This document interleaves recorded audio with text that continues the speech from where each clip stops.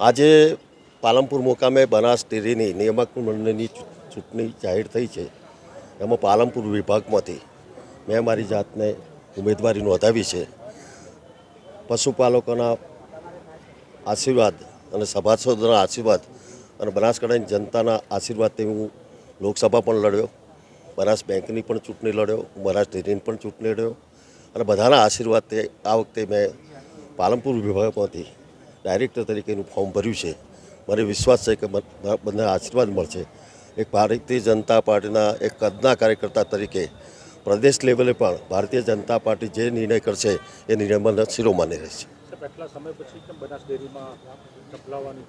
આટલા વર્ષ પરથી એટલે ગઈ વખતે બધું બિનહરીફ થયું હતું.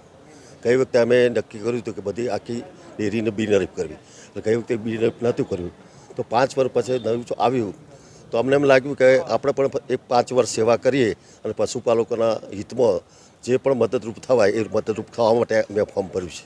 ઓકે.